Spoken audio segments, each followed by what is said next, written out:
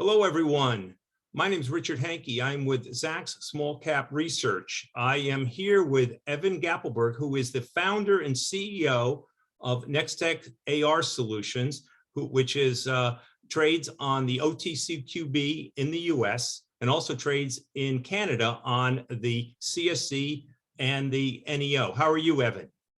I'm doing great. How are you, Richard? Good. Thanks for giving us a few minutes here. For those of you not familiar with us, Zacks Small Cap Research is a division of Zacks Investment Research. And what we do is fundamental research on small and micro cap companies, and with a team of 10 plus, I'll call them seasoned research analysts. So our role is really to create broad awareness on companies, deep understanding on those companies, and hopefully generate some serious interest by some serious investors, on those companies. NexTech has been under coverage by our senior technology analyst, Lisa Thompson, since I believe October of 2019. Evan, I've got a maybe a handful of topics I want to cover. But first, maybe you just want to give me a little bit about, what are you trying to accomplish at NexTech?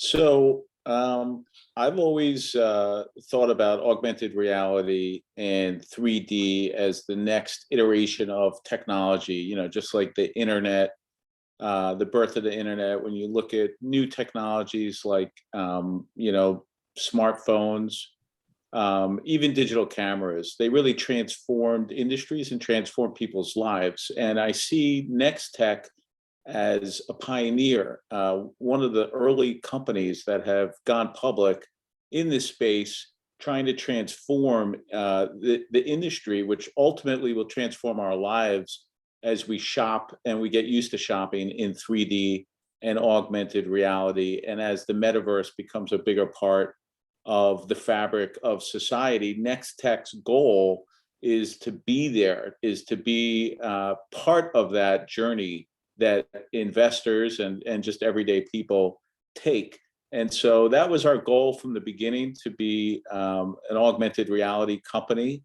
And it's now finally playing out, as you know, Richard. Meta went meta in Q4, and that really did change the world and change everybody's opinion about 3D and the metaverse.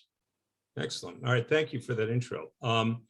Okay, let's get into the the bucket of questions, handful of questions. The first one has to do with Lisa Thompson, our analyst, feels that over the past few months, NexTech has moved back to, as she calls it, your roots, and is refocusing on AR for e-commerce. I guess because you now have the technology to scale. How do you think 2022 is going to play out, product-wise versus maybe how 2021 shaped up?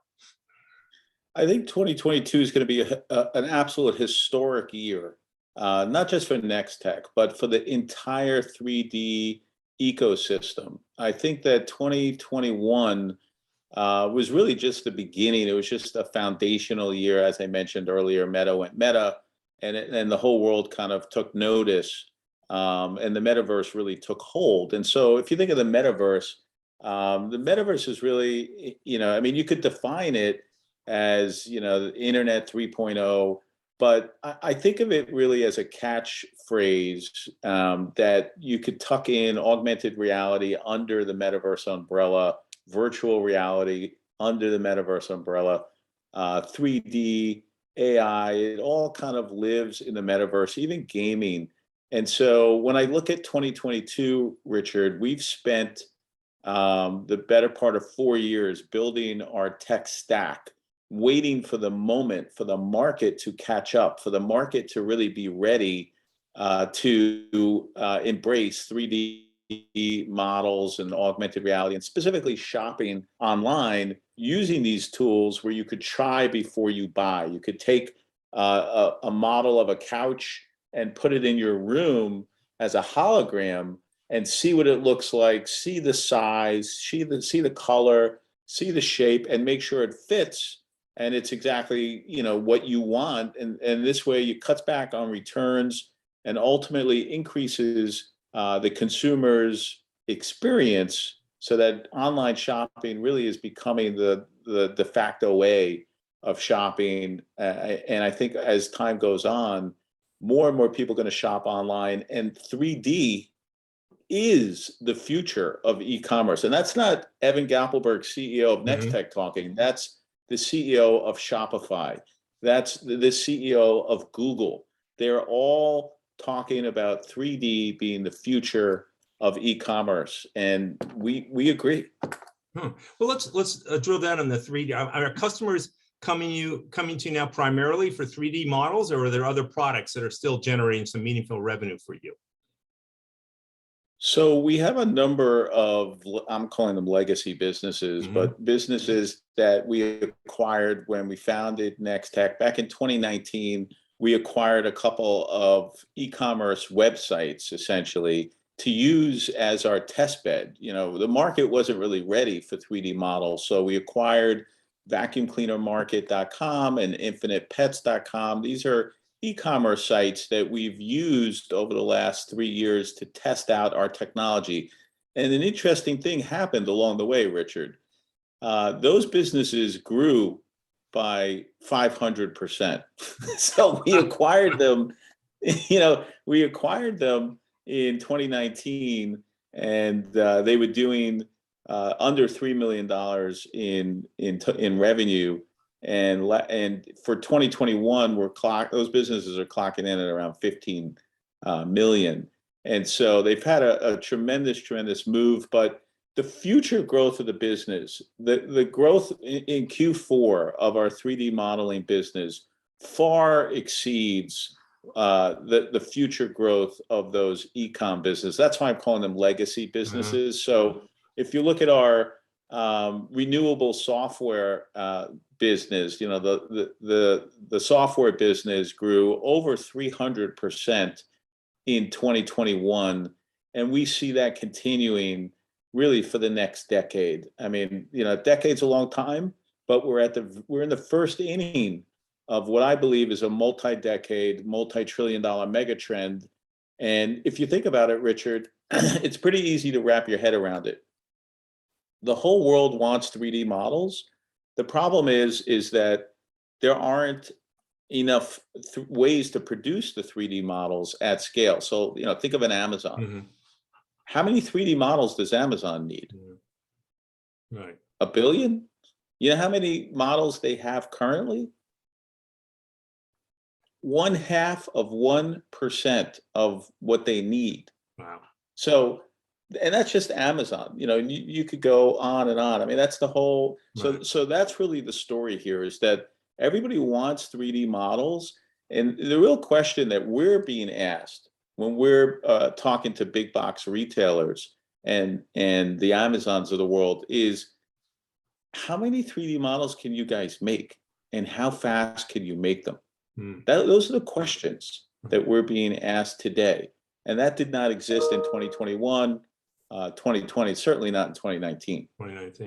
Now, just so we're clear, this metaverse, mapping, the holograms, the computer assisted design stuff, is this a whole new customer set for you? Or is it more the legacy customers taking on, this kind of new activity? The whole new customer set. So the metaverse mapping is a separate product offering. So we have a number of products that we offer in market. One is an end-to-end solution for the creation of 3D models for e-commerce companies. So, we build the 3D models using AI. So basically a picture on an e-commerce site, our AI sees that picture and turns that into a 3D model. That's our secret sauce. That's what allows us to scale the production of 3D models. We are the lowest cost, highest quality, most scalable solution in the market today. And it's giving us a very big competitive edge, and we're winning business because of that. So that's one engine of growth for our company. We're in market. We launched in Q4 of 2021. And to date, we have over 100 new accounts that we signed up since then, and it's only accelerating. into the end of Q1 and now almost Q2. Another business that we have, another product, is the metaverse mapping. Think of indoor wayfinding, Richard. Think of Google Maps with an augmented reality 3D overlay, but for indoor mapping, as opposed to when you're driving from point A to point B. So we have that technology. We're in market with it right now, and what we're doing is we're syncing all of our tech so that when you log in to the NexTech studio, it's, do you want to map your environment? Do you want to create 3D models? Which way do you want to go? It's almost like the Google suite. When you log in, you have all the, you could go into Google Maps, or you could go into Google Earth, or you could go into Google, the Mail, or video, right? And it's the same kind of concept where you log in and you get offered all these different products under NexTech's Metaverse Studio, and that's going to be launched in April of 2022. Okay, got it. Understood. Now, you mentioned e-commerce. Can you be maybe a little more specific? What sites can we go to see your product in action? Let's say it that way. So Kohl's is one of our marquee accounts. Kohl's. Okay. We've produced over 3,000 models for Kohl's, and we're negotiating with them for an additional 3,000 or 6,000 or 9,000 models. They have about 40,000 models. We're their sole supplier of 3D models currently. Pier 1 is another brand that people know. Kmart Australia, which is owned by the Wesfarmers Group, which is a major conglomerate out of Australia. They also own Target. Australia is another one of our customers. CB2, which owns the Crate and Barrel brand, we just delivered 2,500 models to. We're working with Jacuzzi, Brunswick, the boating manufacturer. The list really goes on and on. There's a lot of accounts that we've just signed up, and they're coming back for more. Once they're kind of testing the waters with us.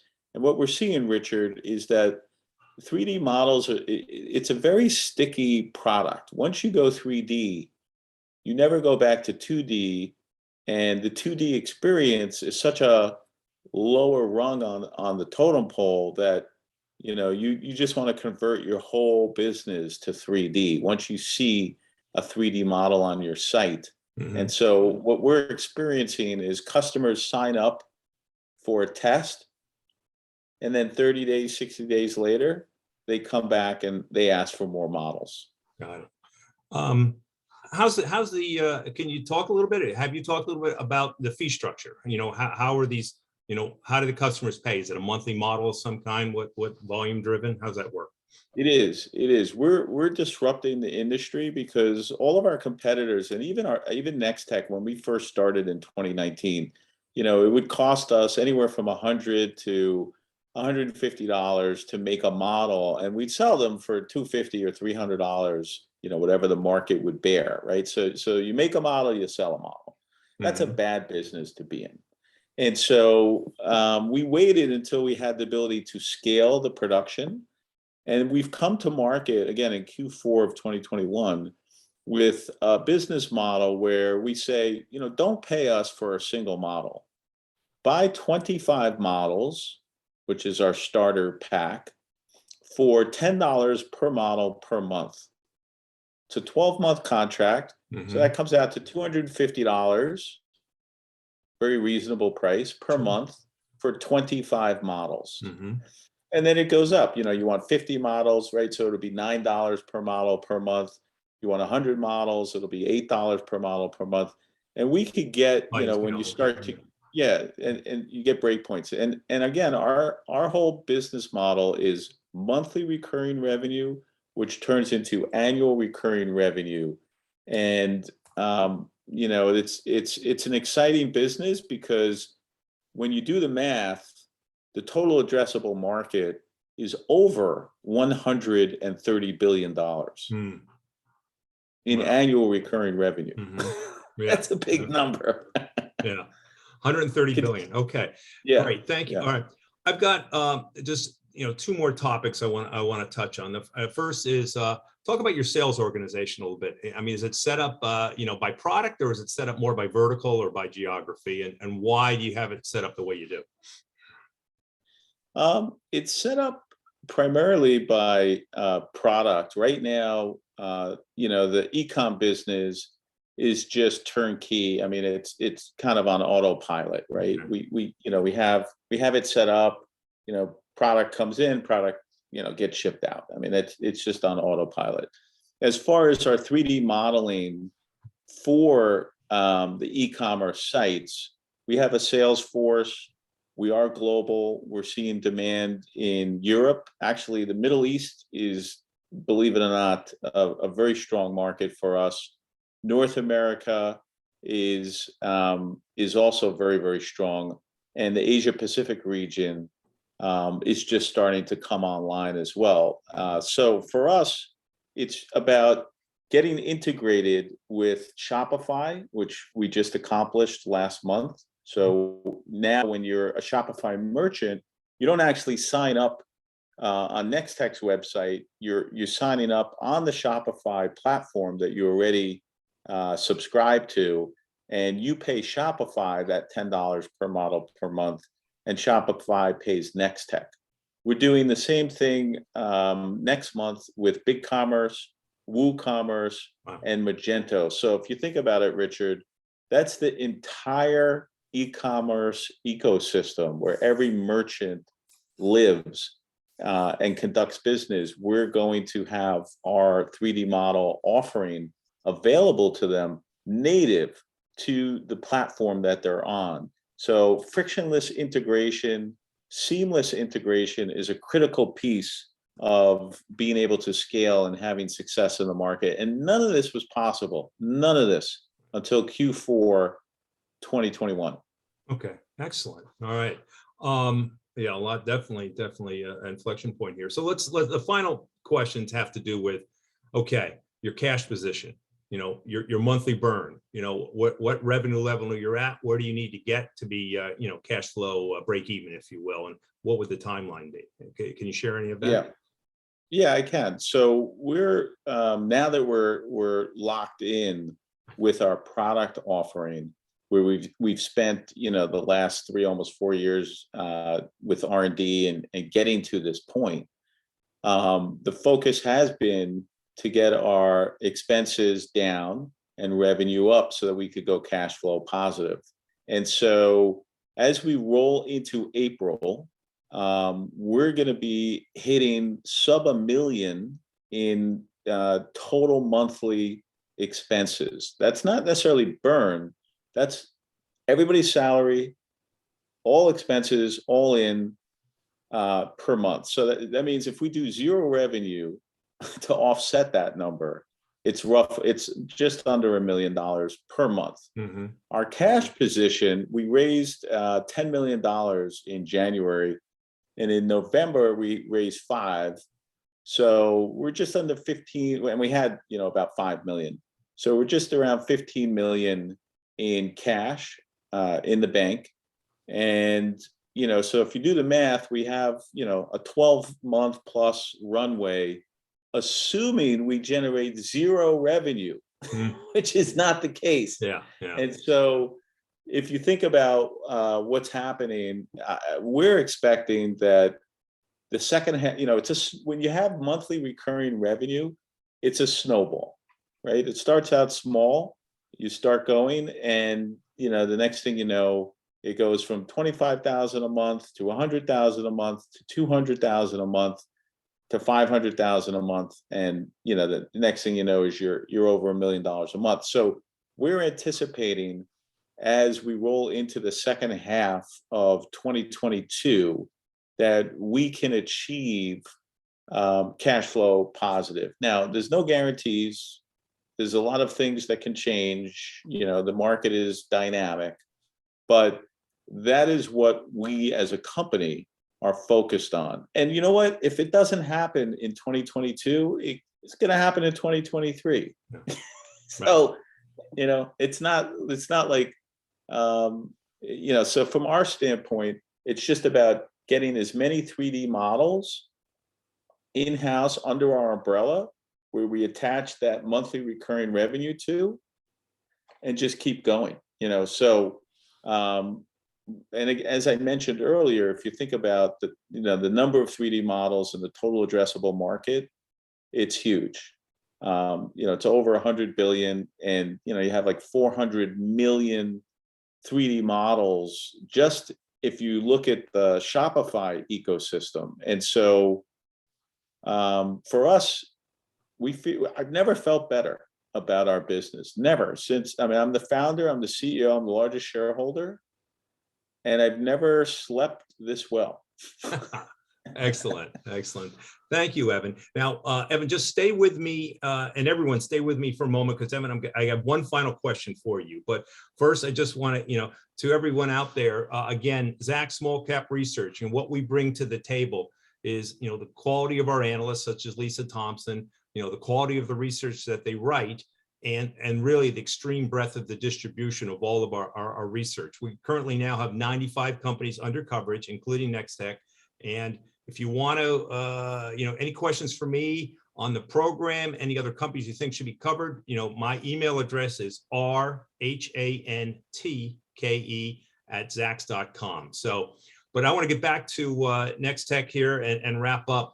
In Lisa's most recent report, she has a US dollar $3 price target on NexTech. She publishes under the OTC ticker. And if you want, her contact information is in that report. And if you go to scr.zacks.com, our website, you can see all of her research, all of her current coverage. And for that matter, you can see all of her coverage on those other 95 companies. So, Evan, the final magic question is, frankly, what you mentioned before, that market opportunity, that may be a big part of the answer, but why should people be investing in NexTech? How can you sum it up best?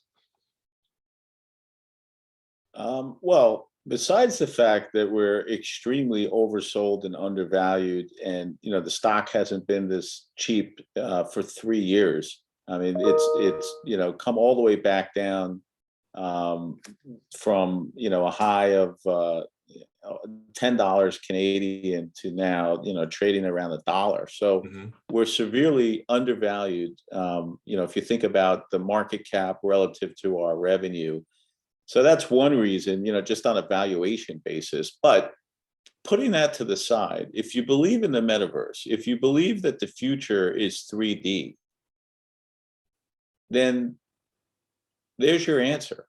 NexTech is essentially a call option at this point on the metaverse, on everything 3D, which includes NFTs, includes spatial mapping. It includes, if you're bullish on augmented reality, Apple coming out with their augmented reality computer glasses. If you're bullish on any of that, again, NexTech is kind of like at this point, with the price where it is, it's like a call option on that whole ecosystem. And so I'm the largest shareholder. I've bought my shares in the open market. I was buying shares much higher than current share price. And so from the standpoint of, having the CEO aligned, I'm extremely aligned. In fact, I'm so aligned, I take all my pay, 100% of my pay in stock, no cash. Okay. That means I'm working for free if this doesn't work out. I think it's going to work out. Anyway, all right. Listen, if anyone has questions, I gave them Lisa's contact, or how to get a hold of Lisa. Evan, if they want to contact the company directly, should they just go to your IR website and there's some contact information in there, or? Yeah, NexTechAR.com. We have a whole investors portal. You could download our investor deck, and somebody will be in contact with you if you have the desire to learn more. I'm always available. I speak to investors pretty regularly. Okay, good.